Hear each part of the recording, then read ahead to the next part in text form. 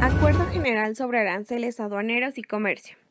Las restricciones que pensaban sobre las mercancías mexicanas, así como la dificultad de venderlas en el exterior, fueron los motivos que impulsaron al gobierno a considerar su incorporación al GATT. Desde 1980 existía cierta polémica sobre si era conveniente que nuestro país ingresara al GATT. Se pensó que si se fomentara la creación de nuevas empresas, los productos tendrían que tener un estándar para que mejoraran la producción. Este acuerdo fue creado para eliminar las barreras comerciales y expandir la economía mundial. El GATT concluyó su octava ronda de negociación y se transformó en una nueva institución, la Organización Mundial de Comercio. El Acuerdo General de Aranceles Aduaneros y Comercio está firmado por 23 países el 30 de octubre de 1947. ¿Qué es el GATT? Es un acuerdo general sobre aranceles de aduana y comercio. GATT son las diferentes negociaciones y acuerdos que periódicamente los países realizan para una reducción de aranceles a nivel global y bilateral sobre determinados productos. GATT fue creado en 1994 como una de las formas de reducción paulatina de los aranceles internacionales en un punto donde el comercio internacional y las liberaciones tomaban auge al amparo de la caída del bloque soviético y de la internacionalización de las economías en desarrollo. Es un foro de negociación, un marco normativo, un cuadro que orienta las políticas comerciales de sus miembros y finalmente una instancia de solución de controversias y conflictos comerciales entre los miembros. Principios fundamentales del GATT. Los principios fundamentales del GATT se dividen en tres. A. Es el desarrollo del comercio internacional a través de negociaciones comerciales como reducción y estabilización de barreras arancelarias y prohibición de uso de restricciones, etc. B. Adopción del principio de tratamiento nacional para productos extranjeros y C. Adopción incondicional del principio de la nación más favorecida. Contenido del GATT. El contenido del GATT está dividido en 4 partes. Explicaré la primera parte. La primera parte habla sobre la cláusula del trato nacional y de la nación más favorecida y la reducción de las barreras arancelarias entre los países que lo conforman, e igual el cronograma de desgravación de los productos. Eso está en el artículo 2. Se prevén las reducciones arancelarias y los países miembros se comprometen a no aumentar los impuestos a la importación que figuran en las listas de concesiones anexas al GATT. La parte 2. Esta habla sobre las sesiones sustantiva y relevante al acuerdo, formado por las disposiciones obligatorias para las partes contrastantes referentes a las normas de regular el comercio internacional de mercaderías. Consiste en normas relativas de origen, técnicas al comercio, prácticas desleales al comercio internacional, entre otras. La parte 3 está formada por los preceptos objetivos del acuerdo referentes a los procedimientos de adhesión por parte de países interesados en convertirse en partes contrastantes. Esto está en el artículo 24 y el artículo 35. El artículo 24 habla sobre el ámbito de aplicación territorial del acuerdo, el tráfico transfronterizo, uniones aduaneras y las zonas libres del comercio. Esto está en excepción al principio de las naciones más favorecidas. El artículo 35 nos precisa los aspectos referentes a la relación entre el Acuerdo General y la Carta de Habana. La parte 4 son los artículos resultantes referentes a los artículos generales del acuerdo aprobado en la ronda de Kennedy.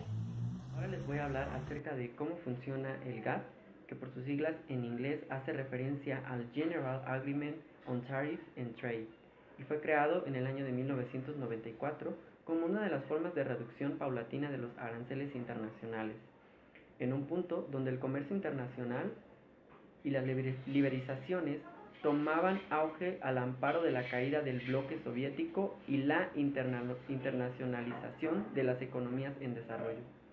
El origen del GATT se encuentra después de la Segunda Guerra Mundial, cuando Estados Unidos y 22 países más deciden establecer unos acuerdos y normativas sobre las transacciones de determinados productos básicos y vitales para esas economías.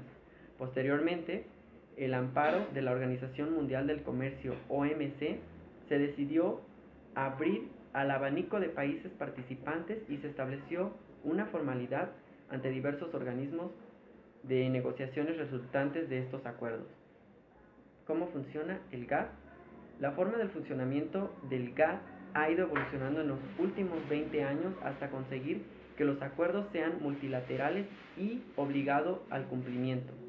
Anualmente se establecen reuniones en las que un país presenta su propuesta para retirar los aranceles a los productos, ya que son los más interesados en que sus productos o aquellos de los que tienen excedentes sean comercializados en otros países y se les dé una salida adecuada de aduanas. El resto de países, a su vez, presenta otras propuestas sobre otros productos en los que están interesados y en base a ello, a unos análisis de tipo doméstico e internacional, se llega al acuerdo sobre el tipo de arancel a imponer o directamente la ausencia de estos. Naturalmente, cada país luchará porque el resto de países rebajen los aranceles a sus productos y a su vez estos países deberán hacer lo mismo con otros productos. Aún con la desventaja de que sus productos no puedan competir con productos extranjeros, también un país puede estar interesado en bajar los aranceles de determinadas importaciones debido a la ausencia de este tipo de productos o que sean de una peor calidad. Los acuerdos del GATT se han visto como el inicio de la integraron a este organismo. La primera ronda fue celebrada en Ginebra en abril de 1947, en la cual estuvo conformada por 23 países. Se pone en vigencia el GATT en esta ronda. Se proponía establecer un marco disciplinado y transparente que permitiese reducir gradualmente los obstáculos al comercio internacional y de este modo ampliar el comercio. Para facilitar esta tarea se incluyeron en el acuerdo algunos principios y disposiciones básicas. Los elementos más importantes para este organismo fueron la no discriminación, la reciprocidad, la transparencia y la reducción arancelaria. En la segunda ronda encontramos a ANESI en el año de 1949, conformada por 13 países. Posteriormente pasamos a Turquía, que fue en el año de 1951, ya integrada por 38 países. En la ronda de Ginebra, en 1956, 26 países. En esta ronda se fija la estrategia para futuras políticas del GATT respecto a países en desarrollo, mejorando su posición como participantes del tratado en aquel entonces. La ronda de Dillon, que fue en el año de 1962, estuvo conformada por 26 países y se dio la reducción arancelaria. En la ronda de Kennedy, que fue en el año de 1967, 62 países, y de igual forma se dio la reducción de aranceles. Se dio por primera vez una reducción general en los aranceles en el lugar de especificar un producto por producto. Existieron o surgieron los acuerdos antidumping, lo cual en los Estados Unidos fue rechazado por el Congreso en aquel año. En la ronda de Tokio, que fue del año de 1973 al año de 1979, hubo una reducción de barreras no arancelarias. También redujo aranceles sobre bienes manufacturados, la mejora y extensión del sistema del GATT. En la última ronda, que fue en Uruguay en el año de 1986 a 1993, ya 123 países. Dentro de esta ronda se creó la OMC para aliarse con el GATT, reducir los aranceles y subsidios a la exportación, reducción de límites de importación y cuotas sobre los próximos 20 años. Existió un acuerdo para reforzar la protección a la propiedad intelectual. Se extendió la ley comercial internacional al sector de los servicios y a la liberación de la inversión externa. También hizo cambios en el mecanismo de establecimiento. Estructura administrativa de la OMC se divide en dos. A. Es una conferencia ministerial integrada por todos los representantes de cada miembro. Estos tienen que reunirse cada 2 años y es para tomar decisiones sobre temas que sacaron sobre la ronda de Uruguay. Y B es el Consejo General, que está igualmente integrada por todos los representantes y estos se reunirán según proceda. Diferencia entre el GATT y la OMC. La OMC solo es una continuidad del GATT, pero que posee un carácter totalmente diferente al del GATT. Las diferencias son las siguientes.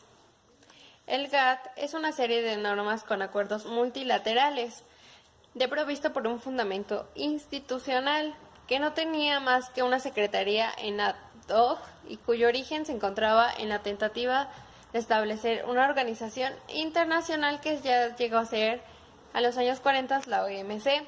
La OMC ya tiene una institución permanente donde tiene una secretaria propia. 2. El GATT solo aplica un nombre provisional. Pese a los gobiernos, al cabo más de 40 años en su existencia, la consideraban como un compromiso permanente y en la OMC ya existe en pleno derecho y son permanentes. Las normas del GATT se aplicaban solo al comercio de mercancías. Con la OMC ya se cubren, aparte de mercancías, ahora el comercio de servicios y también aspectos con los derechos de propiedad relacionados al comercio. Otra. Antes, en el GATT eran solo acuerdos multilaterales para que en los años 80 llegó a ser plurilaterales. En la OMC solo se le establecen acuerdos multilaterales ya establecidos por los países miembros. La OMC es más rápida para solucionar las controversias que hay en los países y en el GATT antes se tardaban mucho más tiempo para solucionarlos. La OMC cumple 5 tareas muy importantes, como son administrar los nuevos acuerdos comerciales multilaterales. 2. Servir de tribuna para nuevas negociaciones. 3. Solucionar las diferencias que tienen los países. 4. Vigilar las políticas comerciales nacionales. 5. Cooperar con otros organismos internacionales en la elaboración de una política comercial a escala mundial. Desde su ingreso al GATT en 1985, México participó en reuniones para impulsar el comercio mundial de bienes y servicios, cuyos acuerdos concluyeron en 1990, con la creación de una organización que la sustituyera, la Organización Mundial de Comercio. Por otra parte, se logró en 1993 el ingreso de México a la Organización para la Cooperación y Desarrollo Económicos. Dicha organización había sido creada en 1960 con la finalidad de expandir la economía y el empleo, así como promover el bienestar económico y social de sus habitantes.